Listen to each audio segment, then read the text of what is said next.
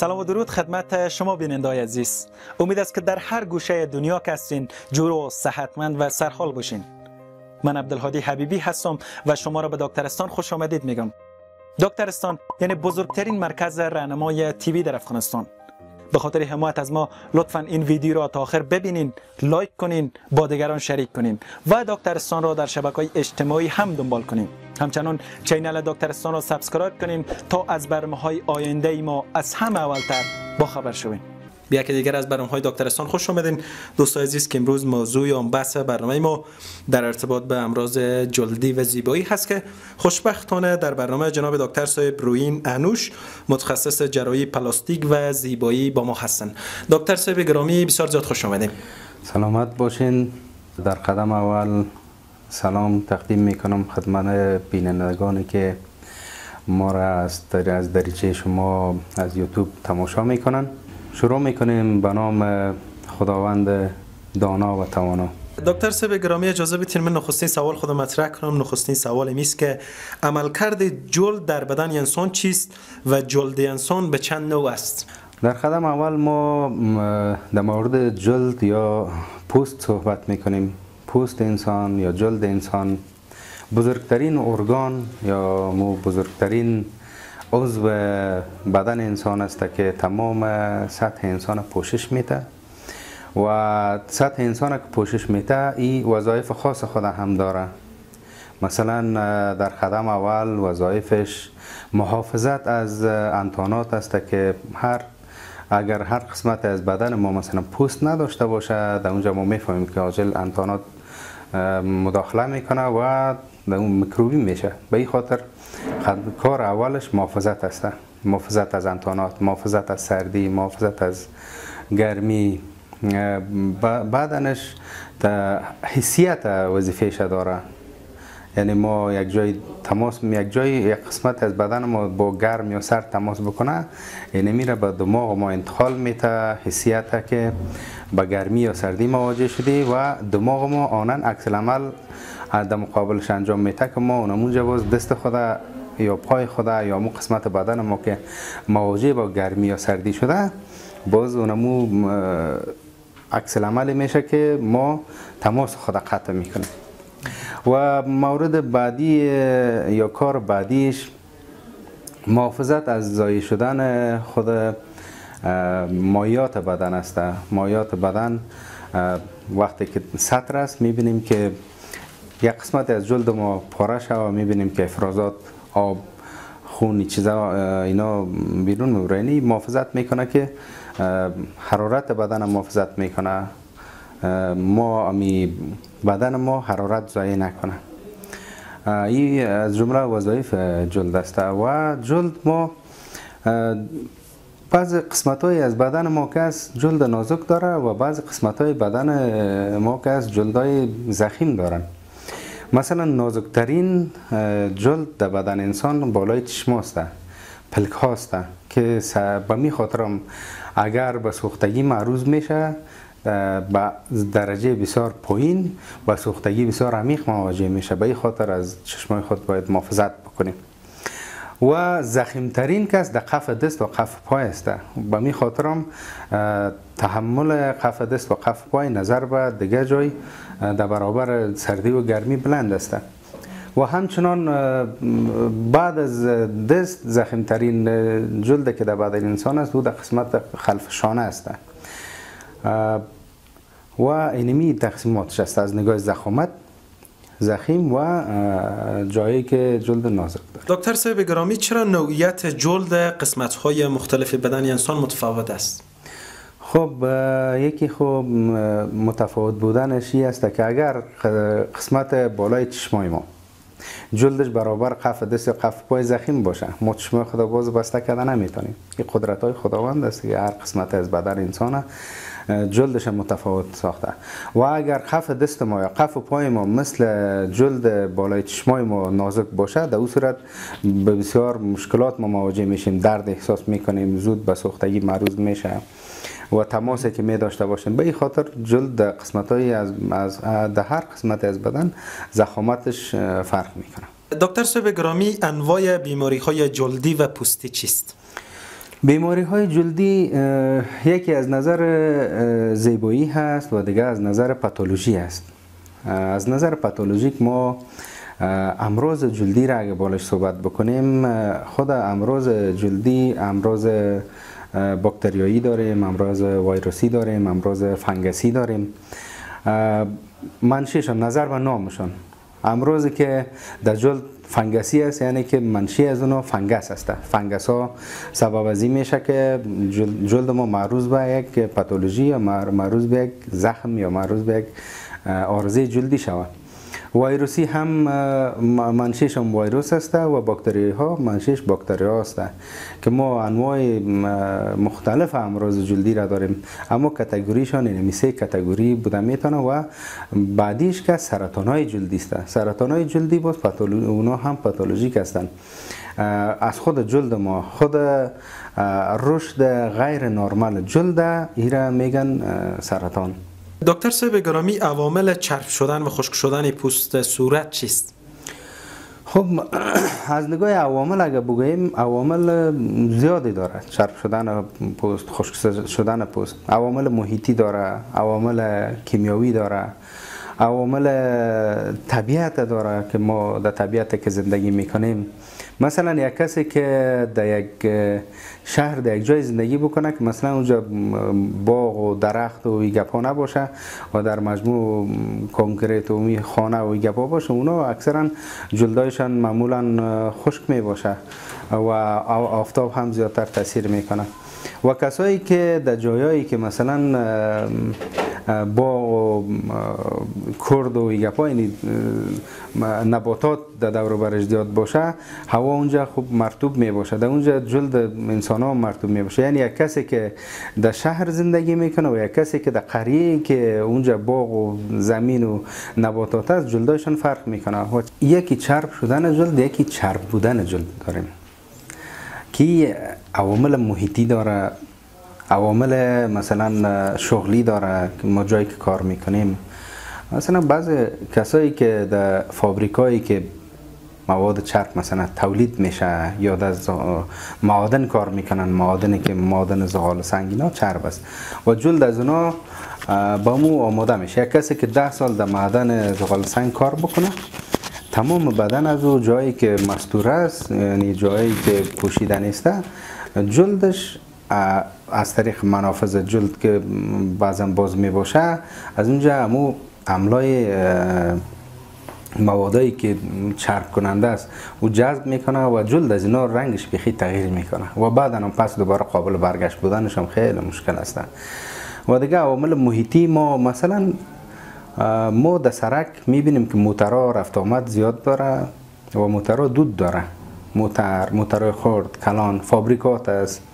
همین دودها در محیط در گردش هست و وقتی که ما در بیرون مبرایم با همین دود مواجه میشیم. اینمی دود به ذرات بسیار کوچکی که ما را در چشم دیده نمیتونیم با جلد ما میشینه و سبب از این میشه که نشأت بکنه و داخل جلد ما شود. اگر ما متوجه باشیم وقتی که روز اگر ما زیادتر در گشت و گذار ما در شهر باشه، شب خانه رفتیم روی خود نشسته باشیم، یک قف بزنیم میبینیم که مکمل کلا دست ما روی ما سیاه مثل چرک واریم، اونم چرک از دیگه، اونم دود و غبار است. و که انسان ها جلدشان فرق میکنه. بعضی کس ها هستن طبیعی جلدشان چرب می باشه، بعضی کس ها هستن جلدشان خشک می باشه، بعضی کس ها هستن جلدشان شکنند می باشه. کسایی که این نظر به رنگ پوستان فرق میکنه. کسایی که جلدشان رنگ سیاه‌پوست مثلا سیاه‌پوست هست یا گندمی میگیم ما، شما در افغانستان زیادتر گندمی داریم، اینا رو معمولا میبینیم که جلدشان همیشه چرب میباشه. و کسایی که سفید پوست میباشن اونا رو میبینیم که جلدشان اکثرا هم نازک میباشه و هم شکنند میباشه و هم خشک میباشه. اینی نظر به اشخاص هم فرق میکنه چرب بودن جلد. باز در مورد محافظت گپاش صحبت میکنیم که چی کارا رو انجام داده میتونیم که از این موضوع جلوگیری بکنیم یا در این مورد ما چی کارا رو در خانه خودمون انجام بدیم، در کدام مرحله پیش دکتر مراجعه بکنیم. دکتر صاحب گرامی، عوارض آرایش خانم ها برای جلد صورتشون چیست؟ بسیار خوب. امی هر مواد آرایشی که استفاده میشه اینا خاصیت کیمیایی دارن. یکی موادای طبیعی است، یکی موادای ارگانیک است و یکی هم موادای کیمیایی است. و در بازار هر چیزی را که ما میبینیم او ترکیب کیمیایی داره. هر ترکیب کیمیایی از خود عارضه داره. و با جلد مطابقت کردن و مطابقت نکردن داره. بعض موادای کیمیایی است که جلد که خشک باشه ما در او استفاده بکنیم او دگام جلد نازکتر میسازه، شکننتر میسازه، خشکتر میسازه. و بعضا ما موادایی رو استفاده میکنیم که چرب کننده میباشن. اگه در روی چرب رو استفاده کنیم دگام روی چرب میکنه، باعث لکه ها میشه، باعث بخار میشه. بعضا لکه های دائمی در روی پیدا میکنه. به همین خاطر لوازم آرایشی را که خانم ها استفاده میکنن در ترکیب از بسیار دقت بکنن. در قدم اول بعض موادهای آرایشی یا چیزایی که برای آرایش خانم ها استفاده میکنن سر کراچی ها مثلا در نرخ‌های ارزان فروخته میشه. اونا اصلا منشأشان معلوم نیست که در کجا ساخته شده، چی رقم ساخته شده. فقط موادهای آرایشی یا چیزایی که الزامی برای آرایش و برای میکاپ و مثلا لبسیرین و گپا اگر برند استفاده بکنن کمپانی معتبر. کمپانی های معتبر که هست اونا همیشه اول پیش از اینکه مواد آرایشی خود یا محصولات آرایشی خود به بازار عرضه بکنن پیش از او رو روان میکنن به خاطر تست لابراتوارهای بین المللی وجود داره که او را تست میکنن، میبینن تخریباتش، عوارضش، موادی که در او استفاده شده مواد اصل است، بدل است، از خوب مواد استفاده شده، آیا حقیقتا چیزایی که در ترکیب از او گفته شده داره نداره. بعد از او اگر امو مواد یعنی بی ضرر بود برای سرتیفیکت میتن. اونو کمپانی های معتبر سرتیفیکت توزیع امو مواد می داشته باشن. اما بعض کمپانی های هست که اونا بدون گرفتن سرتیفیکت بین المللی یعنی به شکل عادی عرضه میکنن. اونا اکثرا ضرر کننده است، لکه های صورت با وجود میاره، خشکی را با وجود میاره، شکنندگی را با وجود میاره. بعض موادایی داره که ما داری خود چرب بکنیم حتی میتونه که در چشم ما ضرر برسانه، میتونه که در حس بویایی ما ضرر برسانه. این عوارض ها را می داشته باشه. دکتر صاحب گرامی، اکنه یا جوش صورت چیست و علت به وجود آمدن اکنه یا جوش صورت چیست؟ اکنه یا جوش صورت که از معمولا بخار هم میگیم ما با زبان خود، بخار یا جوانی دانه یا اکنه یا جوش صورت. این یک نوع عکس العمل جلد در مقابل انتانات است که این در جایی که متوجه باشین همیشه در قسمت‌های در روی زیادتر پیدا میشه. خود روی ما منفذ داره، منفذهایشان باز می باشه توسط خود ریشه های موی وقتی که از جلد بیرون میایه او دوروبر از او باز می باشه، یعنی منفذ جلد باز میشه و در اینجا هست که یک انتان یا یک میکروب مداخله میکنه و داخل این منفذ میشه و در زیر اینمی ساقه موی، ریشه موی جای میگیره و در اونجا باز سیستم دفاعی بدن ما شما WBCR خون سفید بگویم، خون سفید و ترکیباتش که همون ماکروفاج هست و فاگوسایت هست، اینا را وظیفهشان این است که میکروبی که از بیرون میاد باید او را دفع بکنن. در اینجا جمع میشن در اطراف اینمی فولیکل موی یا در اطراف هم ساقه موی، در اینجا جمع میشن و مقابله میکنن همراه میکروبی که مداخله کرده داخل آمده. باز در اینجا است که میکروب هم تولید تکثرش داره و خود خون سفید هم که سیستم دفاعی ماست او هم بیشتر جمع شده میره در اونجا. اینجا است که بخار روی پیدا میشه. اول به قسم داخل که بسیار سرخ سطحی می باشه، بازو سرخی یکم بلند میشه، بعد از او متوجه اگه باشین سفید میشه، چرک پیدا میکنه. اونم چرک اصلا همون چرک است، همین خون دفاعی ما شما خون سفید است که با تمام ترکیباتش اونجا آمده جمع شده. وقتی که ما رو پچخ میکنیم میکشیم یا خودش مبرایه یعنی میکروب همراه خود بیرون میکشه. بعضا میکروب همراه خود بیرون میکشه، بعضا میکروب همراه خود بیرون کشیده نمیتونه و بعضا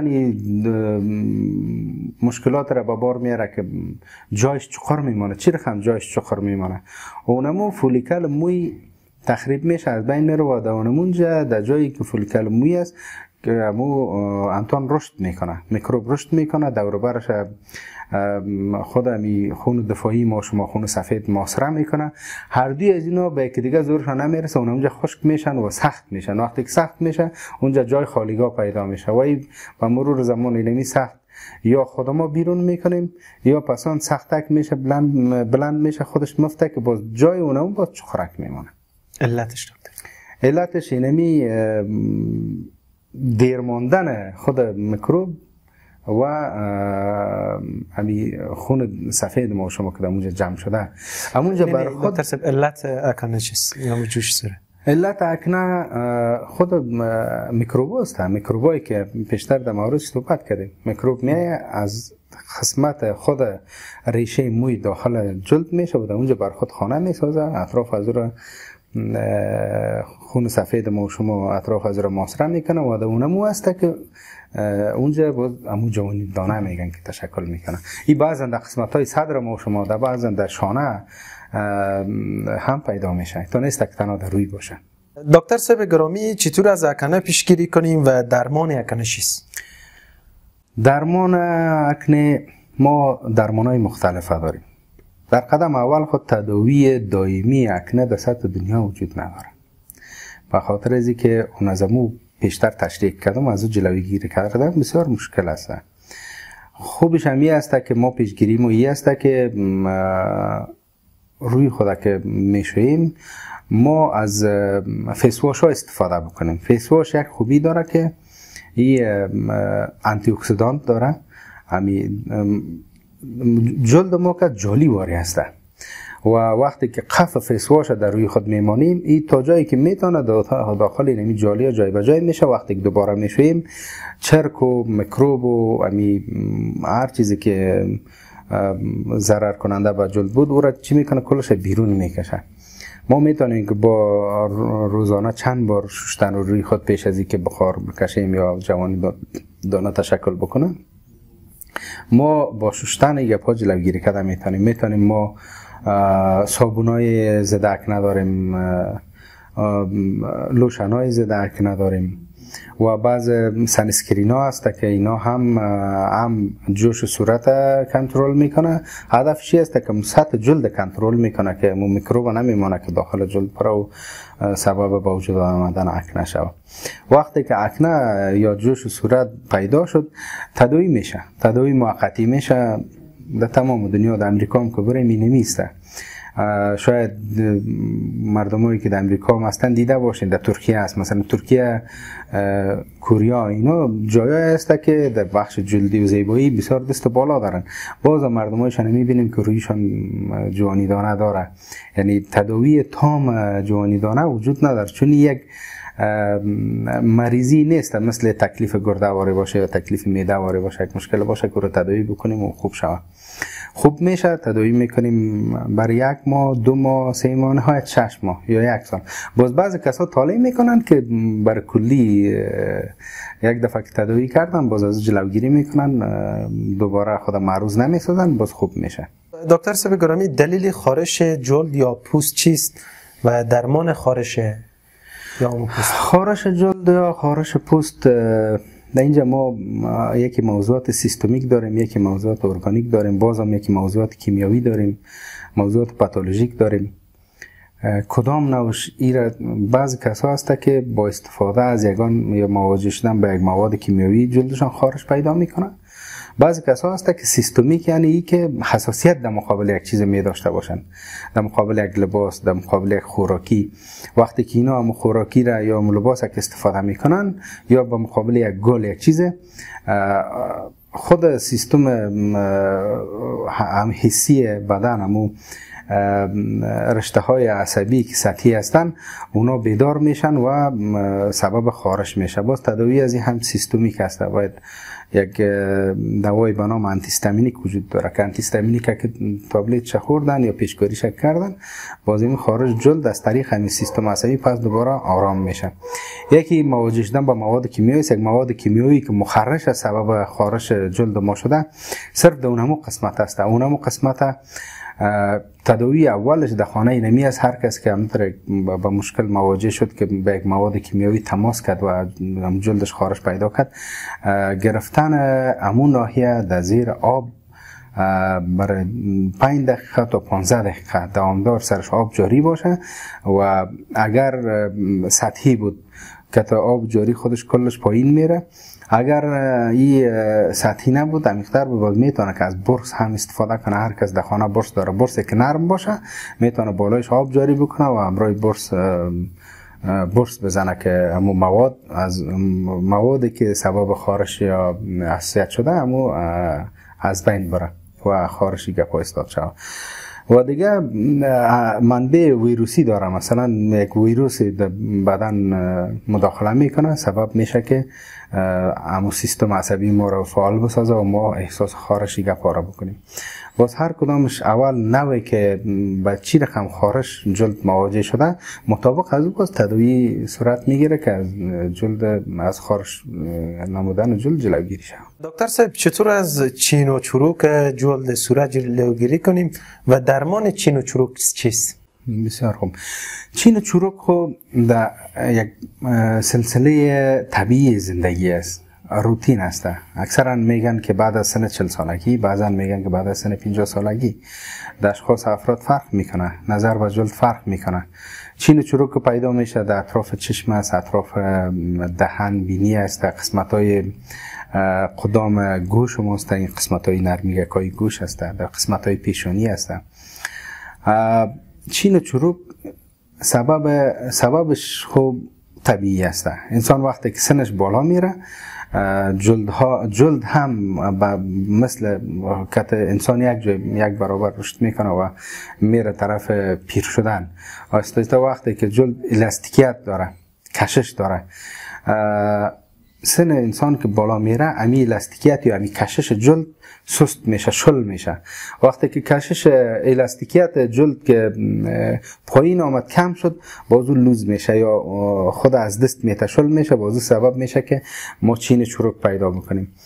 جلوگیری از این ورزش هسته. ما اگر ورزش دوامدار بکنیم زود مواجه نمیشیم به چین چروک صورت. استفاده زیاد آب هسته. آبیاری میکنیم ما جلد خدا. روز حداقل 5 لیتر، 6 لیتر، 10 لیتر آب بخوریم. امی آب سبب از این میشه که الاستیکیت جلد ما زود از بین نره، جلد آبیاری شده باشه، جلد آب داشته باشه، خشک نشه و الاستیکیت خود از دست نده. و دیگه مساج دادن است. یعنی بعد از سن 40 سالگی یا بعد از سن 50 سالگی اگر ما اونمو قسمت های جلد ما را، پیشانی مثلا دور بر اطراف دهن یا قسمت های پیش روی گوش یا دور بر چشم ما، اینا رو ما روز 2 بار 3 بار اگر مساج بتیم، مساج نرم هم روی دست خود مساج بتیم، یک مواد چرب کننده مثلا واسلین یا پارافین یا گلیسرین یک چیز را بگیریم مساج بتیم، این مساج سبب از این میشه که الاستیکیت جلد ما از بین نره و سبب از این شود که الاستیکیت جلد خود حفظ بکنه و چین و چروک در روی ما پیدا نشه. وقتی که چین و چروک در روی ما پیدا شد چی میکنیم؟ یکی موادایی هست، مثلا موادای میزوتراپی ما داریم، امینو اسید هست همراه ویتامینا. ما ایره در اطراف چشم یا در جایی که چملکی پیدا کرده در اونجا ضرب میکنیم. از طریق از این ما میتونیم که چین چروک اطراف چشم و حالای چشم یا پیشانی را جلوگیری بکنیم، تداوی بکنیم. و دیگه میتونیم که اگر زیاد شده باشه موقتی موادایی داریم به نام فیلر مواد است که هیالورونیک اسید است، یک ترکیبش ای در خود قسمت هایی که معروض به چملکی شده یا قات شدن و جلد شده در اونجا زرق میشه. وقتی که اونجا زرق میشه پیچکاری میشه، این سبب از این میشه که جلد پس ترنگ بسازه و چملکی از بین بره. یا خلطگی های چشم است که خلطگی های چشم در بعضی کسا بعد از سن 30 سالگی پیدا میشه، در بعضی کسا بعد از سن 40 سالگی پیدا میشه، بعضی کسا سن 50 سالگی پیدا میشه.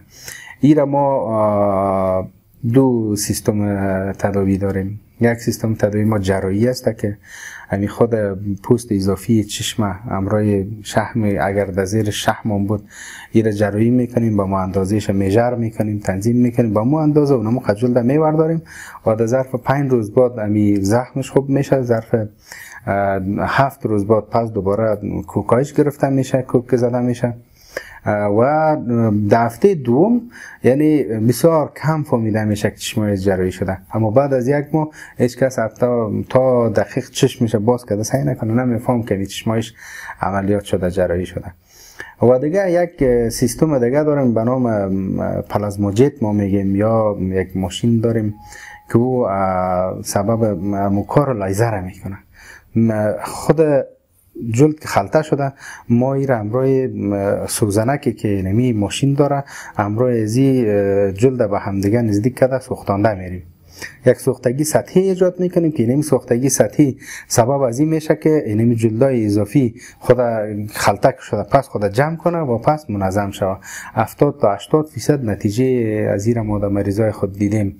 در اطراف چشم هم انجام میتیم، در خود پلک ها هم انجام میتیم، در پیشانی هم انجام میتیم، در دور و بر دهن هم انجام میتیم. این کارهایی است که ما میتونیم کسایی که مشکلات رنج میبرن، یک کسی روش چملکی پیدا کنه یا چشمش خلطگی پیدا کنه، طبعا انسان خداوند انسان زیبا آفریده و انسان هم همون زیبایی را خوش داره، زیبا زیستن خوش داره و زیبایی انسان که در روح و روان انسان هم بسیار تاثیر داره. وقتی که ما در آینه سعی میکنیم حتما روز یک دفعه دو دفعه آینه سعی میکنیم. وقتی که آینه سعی میکنیم چین و چروک دور و بر چشم خود یا در پلکای خود یا در پیشانی خود میبینیم، این اندک این سر ما احساس میکنیم والا این پیر شدیم، والا این رویم چملک شده. این کسای دیگه این یک تاثیرات روحی و روانی را بر انسان پیدا میکنه. بعضی کسا هستن لوی هستن دقیقه ازی نیستن که مثلا چین و چروک شده نشده و باز خوب است. حالا ما سیستم های بسیار پیشرفته داریم، از این چیزا جلوگیری میکنیم. یک کس رویش خلطه میشه، یک خلطگی پیدا میکنه که هر روزی که روی خود آینه ببینه جگرخون میشه، ما این را فیس لفتینگ میکنیم، براش عملیات میکنیم. عملیات بسیار طریق ساده است، جراحی پلاستیک عملیات میشه. همین قسمت از زیر گوش باز میکنیم و داخل خود زیر پوست پیش میریم تا جایی که خلطگی داره. اول قسمت های عضلی از زیر جلد خود گوشتایی که در پایین است اونا را به هم دیگه خیاطه میزنیم، نزدیک میکنیم. بعد از این پوستی که اضافی است را بالا کش میکنیم، هر قدر که اضافی بود اونمو را برش میکنیم میگیریم و پس دوباره ترمیم میکنیم. ترمیم از این از قسمت گوش میشه تا پشت سر گوش، این از اینجا و بعد از یک ماه بعد اصلا جای از این معلوم نمیشه، فهمیدم نمیشه، اما شخص زیبایی و اونمو دوباره جوانی و تراوت خود دوباره به دست میاره. دکتر صاحب گرامی، غذاهای مفید و مضر برای جوانیدانه و بخار صورت کدام ها است؟ غذاهای مفید هر قدر که جلد ما شاداب باشه، آبیاری شده باشه، مثلا میوه هر قدر زیاد بخوریم بر ما اصلا جوانیدانه سیستم دفاعی بدن ما که ضعیف باشه ما زیادتر معرض به جوانیدانه و بسیار امراض میشیم.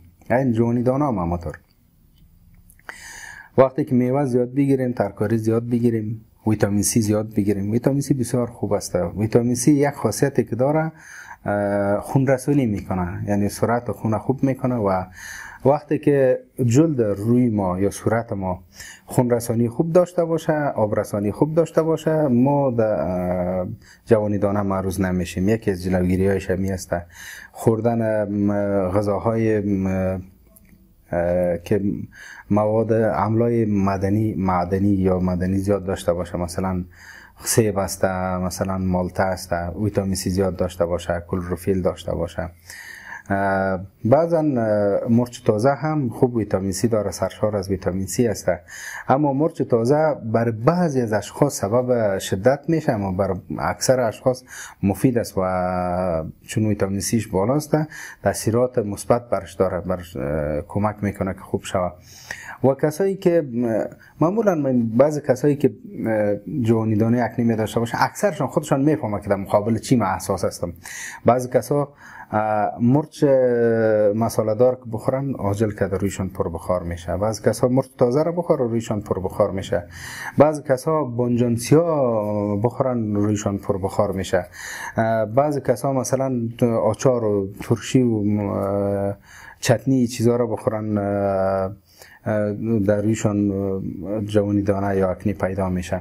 اکثر کسا خودشان یعنی معروضیت اشخاص فرق میکنه و خود موادی که مثلا مضر است هم فرق میکنه. بعض کسا هر قدر هم که چی میخورن پسته مغزیات، پسته و بادام و یعنی دانگرکای گلافتا پرستی چیزا رو میخورن، برای نیش تأثیری نداره.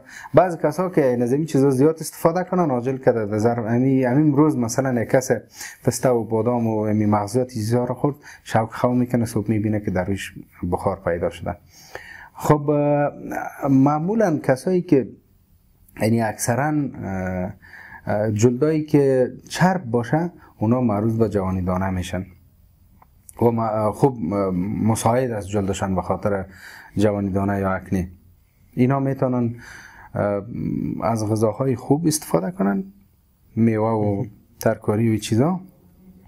و باز کسایی که جلدشان چرب است بر از اینا ضرری که میرسانه شدت میکنه جوانی دانه را این مغزیات است، پسته، بادام،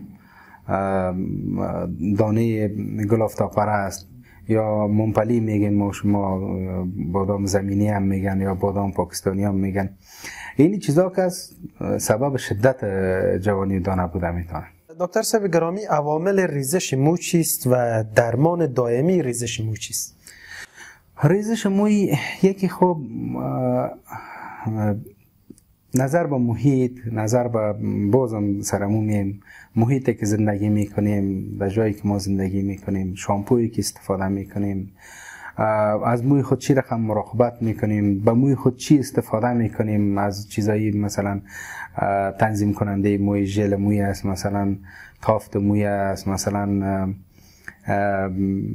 روغن موی است. این چیزا را ما معمولا که در موی خود استفاده. ریزش موی علتهای متفاوت داره. یکی علتهای ارثی است.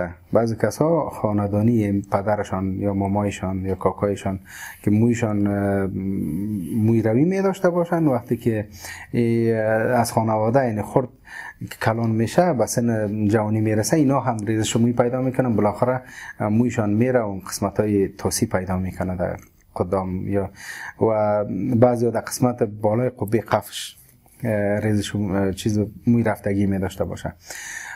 ریزش موی علتایش میتونه که در محیطی که ما زندگی میکنیم چی رقم یک محیط است، محیط خشک است، محیط مرطوب است، از آبی که ما استفاده میکنیم چی رقم آب است، آیا آب تست شده از طریق وزارت صحت عامه تایید شده نشده. بعضا آبایی است که ما استفاده میکنیم سر خدا با اون میشوییم، اما آب موادای داره که سبب ریزش موی شده میتونه. و دیگه ریزش موی ما میتونیم که علت بتیم به موادای خوراکی. بعض کسا یگان چیزا رو مقابلش حساسیت می داشته باشن، وقتی که از او استفاده میکنن ریزش مویشان زیاد میشه. اما بعض دیگه کسا که رو استفاده میکنن برشان هیچ فرقی نمی داشته باشه.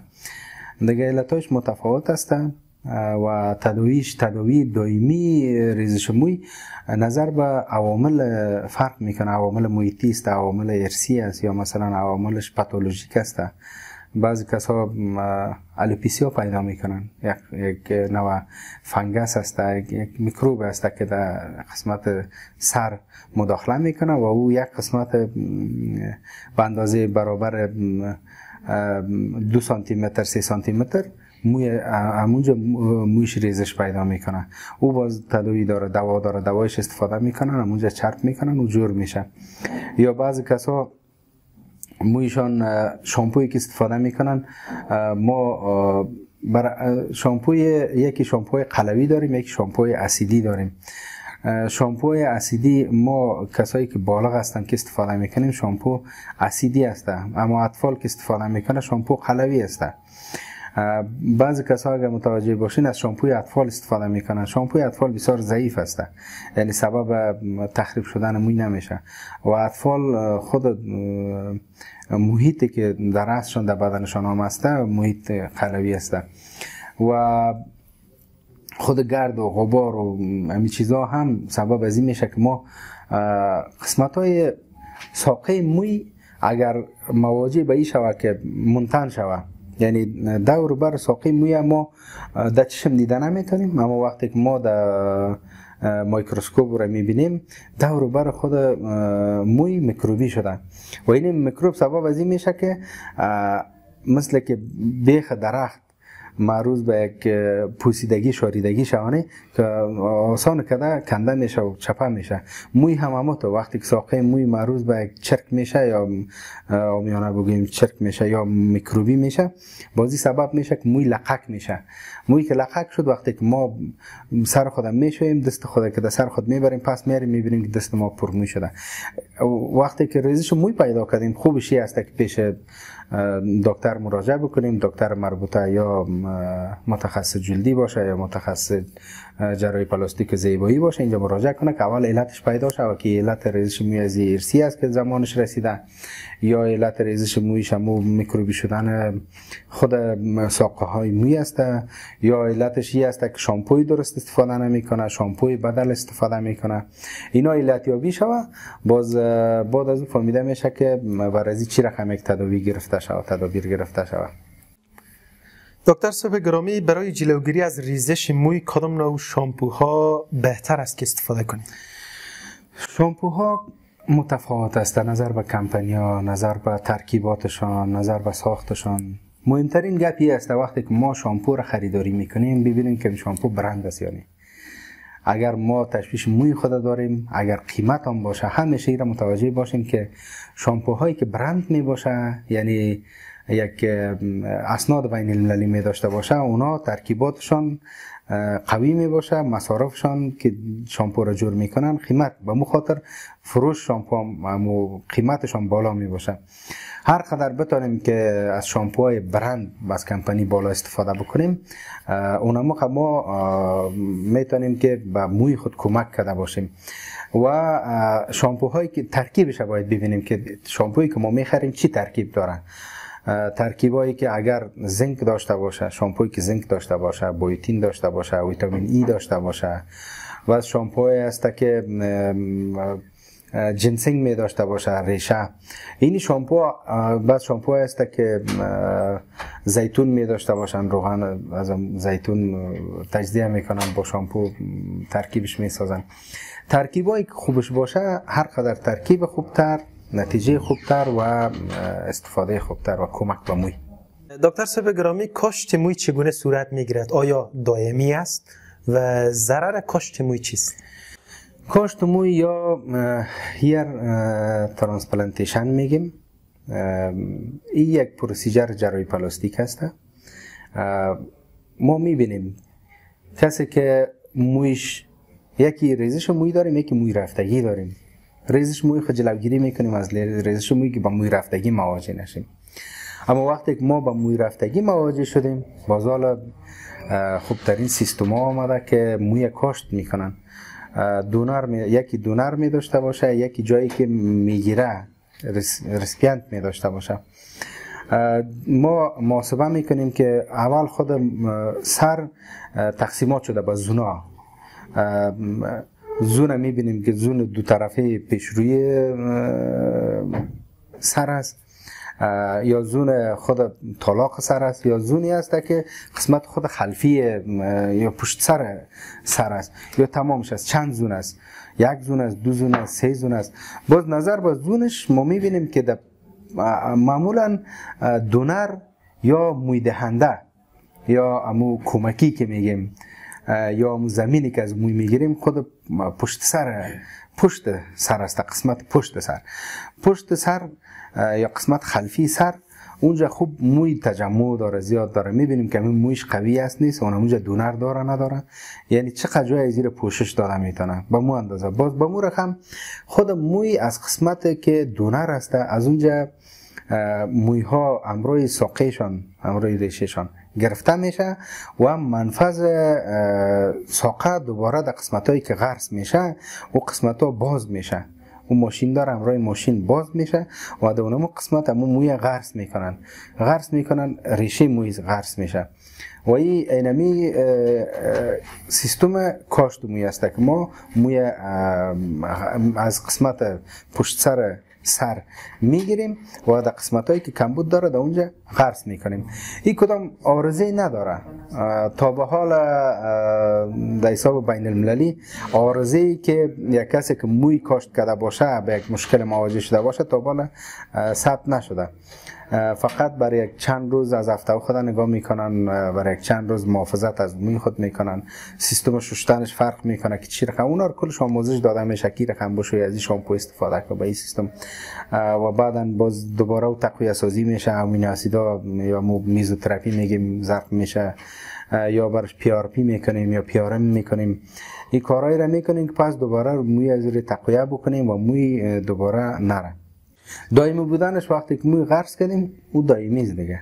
دکتر صاحب گرامی، عوارض رنگ کردن موی سر چیست و آیا دائمی است؟ خب رنگ موی که است مواد کیمیایی است، از مواد کیمیایی ساخته شده. عوارضش فقط حساسیت است. بر بعض کسایی که جلدشان هم رنگ قبول نمیکنه، خارشت سر برشان پیدا میشه، سرخی در پیشانیشان پیدا میشه، بخارکا در سرشان در پیشانیشان پیدا میشه. وقتی کمی مشکل پیدا کردن عاجل هم رنگ موی دیگه استفاده نکنن. و رنگ موی چیز دائمی نیست، او از خود وقت داره. بعض رنگ موی ها هست که بر یک ماه می باشه، 2 ماه می باشه، یا تا دوباره از موی دوباره که تا قسمتی که رشد میکنه تا اونجا می باشه. رنگ موی نظر به کمپانیاش فرق میکنه، اما عوارضش فقط اونمو بعضی کسا حساسیت پیدا میکنه. دکتر صاحب گرامی، دانه بخکته یا فرانکل چیست و تداوی دانه بخکته چیست؟ خب بخکته یا فرانکل اونمو مثل جوانی دانه وارسته، او هم فقط میکروبایش فرق میکنه. امروی جوانی دانه نوع میکروبش فرق میکنه، باکتریایش فرق میکنه. او هم با منفذایی که منفذ جلد داخل میشه، از کجا داخل میشه؟ از جایی که موی مبرای داخل میشه. معمولا اگه متوجه باشین در جایی که موی داره بخکته مبرای، مثلا زیر قول است، مثلا در قسمت آنه است، یا مثلا در قسمت پشت شانه ما شما مبرای، در جایی بسیار بد که دست ما نمیرسه مبرای. و این عواملش اونمو میکروب است، چرک از زیر ریشه موی داخل میشه، اونمونجا رشد میکنه، اطراف از زیر خون سفید جمع میشه، مجادله میکنن، بعضا خرد میباشه که پس خشک میشه، جور میشه و بعضا بسیار کلان میشه، برابر یک چارمغز شده میتونه، برابر یک سیب شده میتونه، بزرگ میشه. و تداوی از اگر با دوا، اگر در اندازهش خرد بود، برابر نخود بود یا برابر یک تشله بود، اینا رو میتونیم که دوا بدیم، با دوا خوب شود، چرکش خشک شود، جایش عوار شود. اگر این کلان شد، چرکش زیاد شد، ایره باز چی میکنیم؟ میره ما جراحی میکنیم. اون از قسمت بالایی که سر میکشه، اون از اونجا اول ایره باید نرم بکنیم، اما ملم سیاه که میگن اختیال، از او استفاده میکنن که تا نرم شود که تخلیه شده بتانه. بازور یک شق بسیار خرد انجام میتیم و او رو تخلیه میکنیم. کپسول میداشته باشه، هم کپسولش یا بیخش میگن، امروی بیخ بیرون میکنیم و در داخل از برای یک روز یا 2 روز یک انتیسپتیک پاییدینه میمانیم. باز دوباره اونم رو میکشیم و دوباره چرک داره نداره، یعنی خیاطه زده نمیشه، کوک زده نمیشه، فقط اون تخلیه میشه، واز مانده میشه تا که پس آرام در جایش بشینه و داغش باز نمیمونه. خوب است. دکتر صاحب گرامی، تبخال چیست، چگونه به وجود می آید و درمان تبخال چیست؟ تبخال یا هرپس سیمپلکس که یک عارضه سیستمیک است و خودش اصلا ویروسی می باشه. وقتی که سیستم دفاعی بدن ما پایین میاد، ما معروض به تبخال میشیم در اطراف لب، یا وقتی که ما از یک چیز میترسیم میگن تبخال میبره. یعنی اصلا این سیستمیک است، یک منشأ ویروسی داره و معمولا به مرور زمان خودش خوب میشه و میتونیم که ای از خود وقت داره. ویروس بعضا ویروس ها دوره می داشته باشن، پریود دارن، دورهشان مثلا 3 روزه می باشه، 1 هفته‌ای می باشه، 15 روزه می باشه. بعضا خود می تبخال دوره خود تکمیل میکنه و خوب میشه و بعضا ما یگان قطره یا یگان ملمو هست که میتیم از او استفاده میکنه که تا بتونه که مو تبخال تداوی شود. دکتر صاحب گرامی، زگیل چیست و زگیل دست چرا پیدا میشود و سریعترین درمان زگیل چیست؟ زگیل یا گوشتای اضافی را ما میگیم که زخم و زگیل که میگیم، زگیلا کس مثل زنگوله واره پیدا میشن، گوشتکای اضافی در قسمت های زیر در گردن پیدا میشه، در پشت شانه پیدا میشه، در زیر قل پیدا میشه. اینا گوشتای اضافی هستند. منشأ از اینا معلوم نیست که مثلا چی سبب میشه، او یک سبب خاص نداره، منشأ خاص نداره. این فقط گوشت اضافی است که پیدا میشه و این خودش باز نمفته. این را بعضی کسا تداوی خانگی خودشان میکنن، تار بسته میکنن مفته. و زگیل کس فقط یک شریان داره و یک عصب داره، با مخاطرم که پچق میکنیم درد میکنه. هر جایی که عصب داره او حسیت میداشته باشه، درد و درک میکنه. یک ریشه عصبی، یک ریشه شریانی داره. وقتی که اونمو شریان از زیر که از پایین بند کردیم، خون رسانی که نشد خشک میشه، مفته مشکل نداره. باز ما چی میکنیم اینجا؟ ما سیستمای لایزر داریم. اینه میره از بیخش لایزر میکنیم، 1 تا بود، 10 تا بود، 50 تا بود. کسای ما آمده که تا 120 دانه ما از بدنش گرفتیم، از قسمت گردن، زیر قل، پشت شانش اینجا بوده، تا 120 دانه را حساب کرده، برش ظرف 2 ساعت یا 3 ساعت وقت گرفته. هر دانه از 1 دقیقه، از نیم دقیقه تا 3 دقیقه نظر به ریشش. اگر ریشش نازک باشه زود گرفته میشه، اگر ریشش خودم ساقش دبل باشه و یک کم وقت میگیره که تو ما او را جدا بکنیم. خونریزی نداره، درد نداره، مشکل نداره، این گرفته میشه. و زگیلای به نام سیبل هم یاد میکنن که در دست مبرایه، او هم این رقم، فقط به خاطر ازی که جلد دست سخت است، این بیرون نمیبره، کشالک نمیشه، دم خود پوست دمونجا چی میشه، خشک میشه موجود. ایره که هر دفعه که میگیریم پس دوباره مبره میگیریم، اما خودتان که در خانه بگیریم با یگان تا از کت میخ میگیره، یگان تا از کت ناخنگیر میگیره. اما ما ایره با ماشین امروی ریشش مکمل میگیریم که هیچ نه داغش میمونه، نه جایش میمونه، نه چاپش میمونه. برای یک چند روز کم تو چقرک میباش، پس دوباره هموار میشه، جوت میشه. در دست خودمون بود، ولی فعلا آثارش معلوم نمیشه که چیز بوده نبوده. خودمون چند وقتی رکت سوزنی چیزا بگی پس میدیدم که چند 2 هفته 3 هفته تیر میشد، باز پیدا میشد. بالاخره خودم اینجا گرفتم ماشین، خودم میره روی ریشه کشیدم، بعد از اون دیگه هیچ نبر آمده. هر مریضی را که ما میگیریم نتیجهش بسیار خوب است. دکتر صاحب، زگیل تناسلی چیست و عوامل آن چیست و درمان زگیل تناسلی چیست؟ زگیل تناسلی هم اینه موضوعی که زگیلی که در گردن و زیر قول اینجای ما مبرایه، اما هم اینه گوشت اضافی که رشد میکنه مبرایه، رشد غیر نرمال جلد است و اصلا جلد بلند میکنه، خدا رشد غیر نرمال میکنه و او با زگیل میکنه اونموره. باز در اطراف تناسلی که میباشه عین سیستم تداویش عین چیز است و ما کت ماشین مکمل پاکاری میکنیم، بیخش میسوزانیم، میگیریم 1 دانه 2 دانه 5 دانه 10 دانه. بعض کسایی آمده که 40-45 دانه در قسمت ناحیه تناسلی خود داشته که مکمل پاکاری شده. اگر بسیار کلان باشه او را جراحی میکنیم، اگر خرد باشه امروی ماشین میگیریم. دکتر صاحب گرامی، بعضی ها میگویند که مرگ زگیل سوزاندن آن با سیگرت است. شما چی نظر دارین در این باره دکتر صاحب؟ سوزاندنش با سیگرت اونمو گپ است، منتها سیگرت باز داغ میمانه، چون بازم بالای سرش میسوزه، بیخش میمانه، او پس رشد میکنه.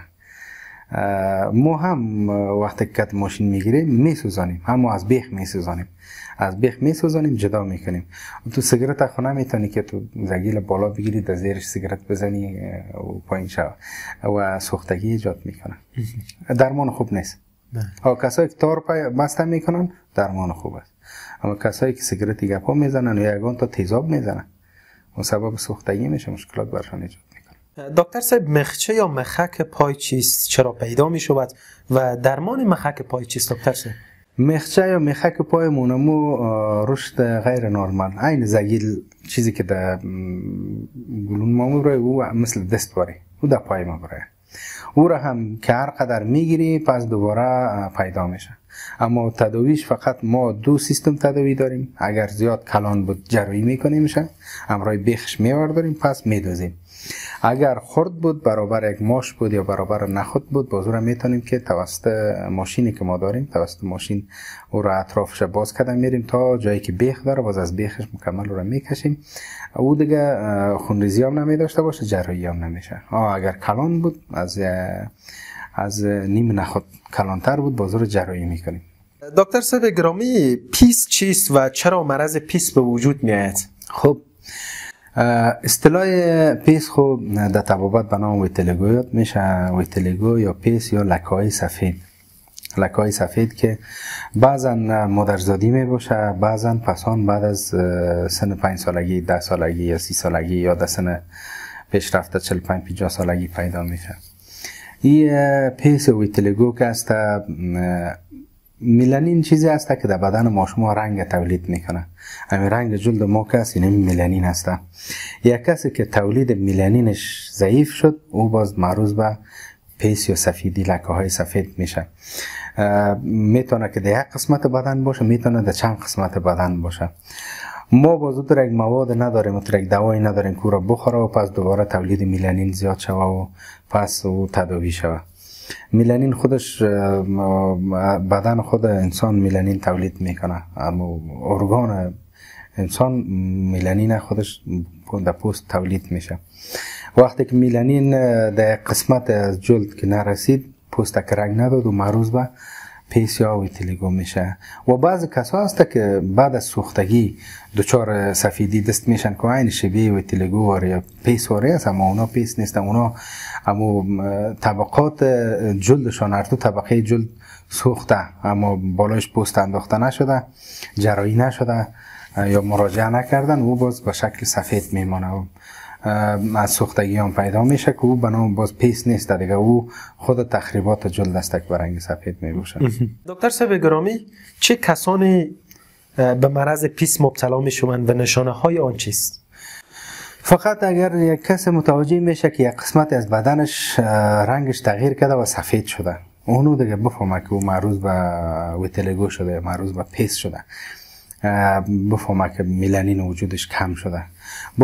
بعض معلمای ترکیبی وجود داره که پیش دکتر صاحب جلدی هست که مراجعه بکنن، معلمای ترکیبی چرب میکنن و دفته و میشینن جرمش. و یک سیستم تداوی دیگه هم در دیگه دنیا وجود داره که شعاع میتن پس دوباره جلد قسمتی که میلانین نداره پس دوباره سبب با وجود آمدن میلانین میشه و جلدشون ترمیم میشه که تا بالا در افغانستان از اون ماشین ما متاسفانه تا بالا کسی ناورده. دکتر صاحب گرامی، راه‌های درمان پیس چیست و تداوی دائمی مرض پیس چیست؟ فقط تداوی دائمی پیسی استفاده از بعضا هیچ تداوی نمی داشته باشه، هر قدر که دوا میگیرن ملم میگیرن تداوی نمیشه بعضا. و بعضا در دیگه دنیا بعض جایا هست که شعاع میتن توسط شعاع ماشین تداوی میکنن که یک دفعه که تداوی شد و تداوی باز دائمی است، دوباره پیدا نمیشه. و بعض یک موضوع بسیار خوب ویتیلیگویی است که او چی نیست، ساری نیست. با یک کسی که پیس باشه در پولیش نمیشینن میگه والا نه بیغم دستش میتونیم لمس کنیم که نان بخوریم، یعنی انتقال نمیکنه از یک شخص به شخص دیگه، پیدا نمیکنه. او به خاطر که ویروسی نیست، میکروبی نیست، او از سبب کم شدن میلانین جلد پیدا میشه. و بعض دوای ترکیبی ملما موجود است که تجارتیش هست، یا بعض موادایی است که از او ترکیب میکنن، جور میکنن و از او چرب میکنن. بعض کسا نتیجه میده خوب میشه، جور میشن. دکتر صاحب گرامی، سالدانه یا لشمانیا چیست؟ چرا پیدا می شود و تداوی سالدانه چیست؟ سالدانه خونمو به نام پشه خورده مشهور است در بین مردم ما. از سبب گزیدن پشه یک کس در یک قسمت از بدنش، مثلا یا در دستش یا در پایش یا در پیشانیش یا در رویش در یک جایش، خود لشمانیا یا خود امی سالدانه که میگیم ما، این مراحل داره. وقتی که پشه میگزه، پشه خاص خدا داره به نام پشهش به نام لشمانیا است. اینمی پشه لشمانیا وقتی که میگزه، این معروض به اینمی سالدانیا لشمانیا میشه. این طول میکشه که تا که تداوی میشه. واکسین داره از خود، پیچکاری داره که پیچکاریاش دمون خود ناحیه زرق میشه. مرکز لشمانیا جداست. ما کلینیکایی داریم تداوی لشمانیا در کابل. در اکثر کسایی که دارن شاید بلد باشن، در دارالمان هسته که اونجا زیر تداوی میگیرن لشمانیا رو. بعد از اینکه تداوی میشه بازو یک داغ میمانه از خود. وقتی که داغ در روی یا در پیشانی در یک جای داغ میمانه، اون سبب از این میشه که داغ پیشتر هم گفتیم که انسان رنج میته. وقتی که داینه میبینیم رنج میمونه. حالا بسیار خوب تداوی داره. تداوی که در لایزر میشه اکثرا اگه سطحی باشه لایزر کنه خوب است، نتیجه میده یک نسبی 40% تا 50%. این کلان خوب نمیشه. باز ما ایره جراحی میکنیم، جراحی پلاستیک.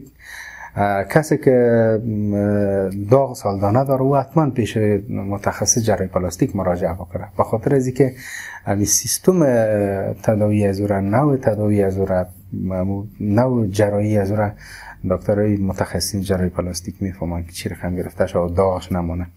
باز ما چی میکنیم؟ اونمو ناحیه را علامه گذاری میکنیم، اونمو خودمو داغ میورداریم، پس دوباره جلد به هم نزدیک میکنیم، ترمیم میکنیم، جور میکنیم برشان. دکتر صاحب گرامی، علائم سرطان پوست چیست؟ سرطان پوست ما 3 نوع سرطان داریم به نام BCC یا بازل سل کارسینوما میگن، SCC یا اسکواموس سل کارسینوما میگن و میلانوما میگن. خود SCC و BCC که است اصلا نمی خود سرطان های جلد که است از شعاع آفتاب پیدا، از اشعه که آفتاب پخش میکنه.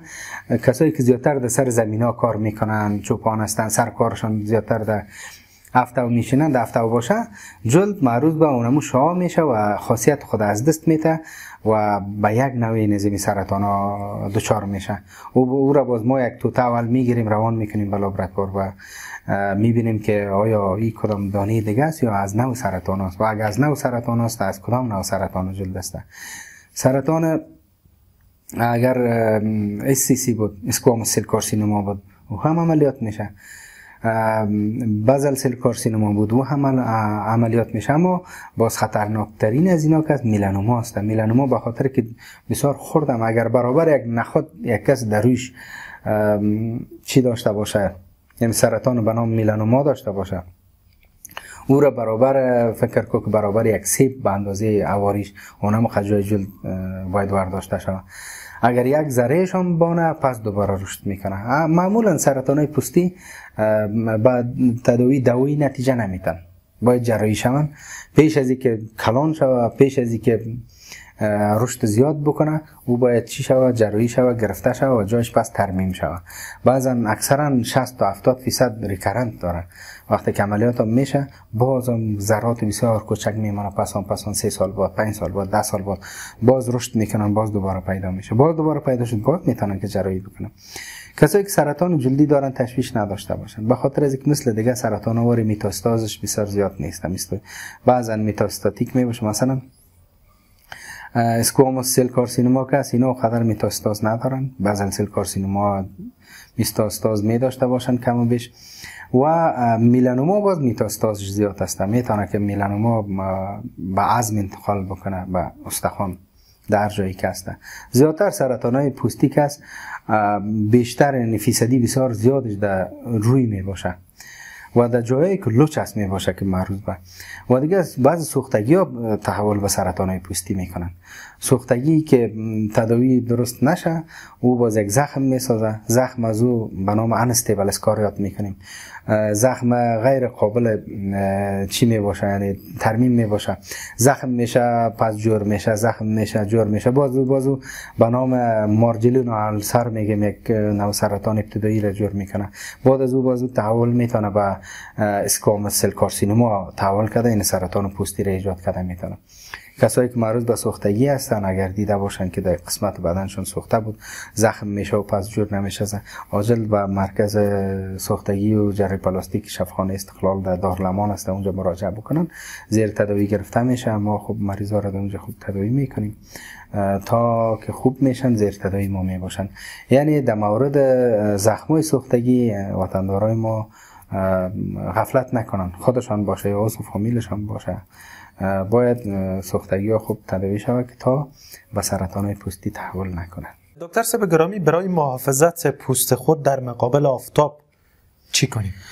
در مقابل آفتاب ما کریمای و ژلای ضد آفتاب داریم. SPF داره که 25 می باشه، 15 می باشه.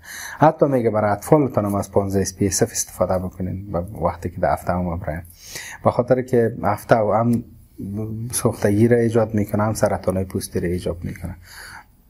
از SPF 25 35 از 35 اگه استفاده کنیم در داخل خانه هم باشیم، از شعاع آفتاب از پخش شدنش در جلد ما جلوگیری میکنه. و دیگه از تا 75 SPF ما داریم، ما استفاده کرده میتونیم. در نظر به شدت آفتاب، در این روز آفتاب قد تابشش زیاد نیست، میتونیم که از SPF 45 استفاده کنیم، 30 استفاده بکنیم. یعنی بهترین طریقه جلوگیری محافظت جلد برابر آفتاب فقط هم کریم ضد آفتاب است که باید استفاده کنیم. دکتر صاحب گرامی، بهترین طریقه تخلیه یا تراکاندن جوانیدانه و جوش صورت چیست؟ ما کدام بهترین طریقه را گفته نمیتونیم که همراه انگشتت پچک کنی یا همراه یک چیز دیگه پچک کنی. اصلا باید جوانیدانه ترکیده نشه، پچک نشه و رو به حال خودش بانیم.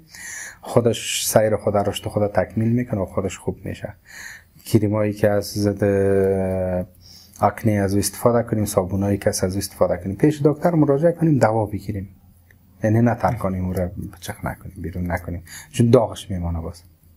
دکتر صاحب گرامی، لیزر چیست و عملکرد لیزر برای جلد چگونه است؟ لیزر اصلا به نام شعاع لیزر یاد میشه.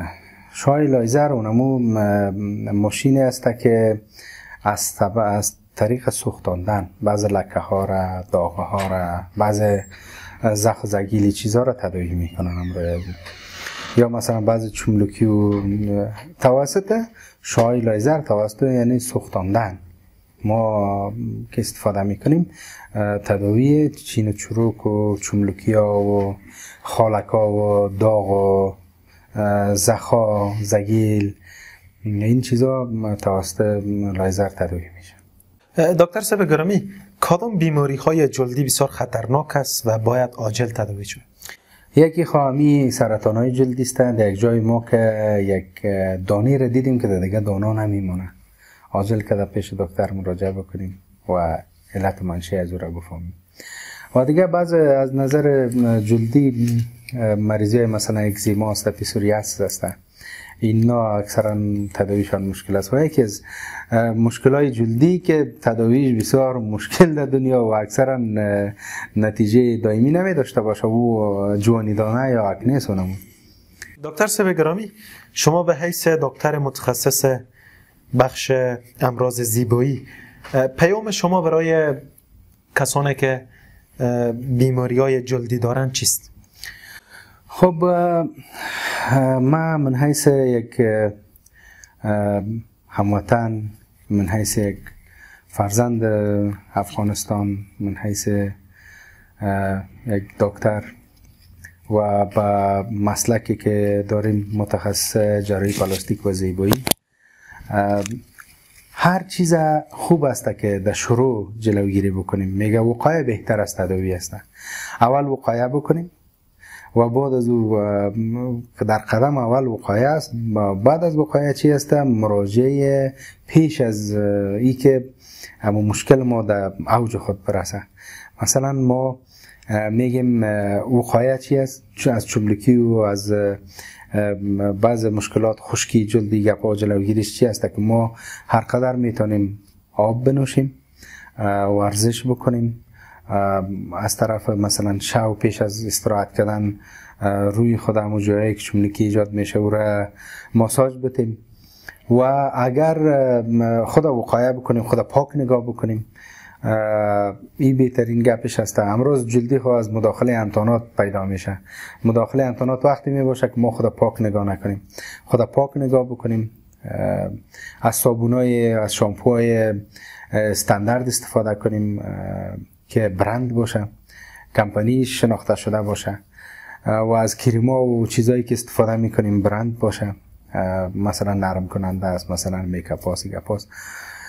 و وقتی که در جلد ما یک چیز پیدا میشه عاجل که در پیش متخصص بخشش مراجعه بکنیم که تا امی شناسایی شوه، تشخیص شوه و تداویش اقدام شوه. بی تفاوتی در برابر جلد خود نکنیم، به خاطر که جلد انسان همون تراوت و شادابی و زیبایی انسان در جلد انسان است و روح و روان انسان با جلد زیبا، با جلد سالم و با جلد با تراوت، روح و روان انسان هم آرام می باشه. تشکر میکنم از دکتر سبروین انوش، متخصص جراحی پلاستیک و زیبایی که در برنامه حضور یافتند. تشکر از شما دکتر سبروین. از شما. خب عزیزان دل، از این که تا لحظات پایانی بیننده این ویدیو بودین تشکر میکنم و از توجه شما عزیزان یک جهان سپاس. به خاطر حمایت از دکترستان این ویدیو را لایک کنین، شریک کنین و دکترستان را در شبکه‌های اجتماعی دنبال کنین. همچنان چینل دکترستان را سابسکرایب کرده زنگوله را فشار بدین تا از تمام برنامه‌های آینده ما از همه اولتر با خبر شوین. البته تمام برنامه‌های دکترستان در رابطه به طبابت و صحت است که ما انسان‌ها برای چنین برنامه‌های معلوماتی ضرورت داریم. ناگفته نماند برای پیدا کردن بهترین دکتر صاحبان، شفاخانه‌ها، کلینیک‌ها، لابراتوارها، شرکت‌های ادویه‌جات و مراکز علوم طبی همین حالا به وبسایت دکترستان مراجعه کنید. تا ویدیوی بعدی که در خدمتتان قرار میگیرم، شما را به خداوند یکتا میسپارم. خدا نگهدار.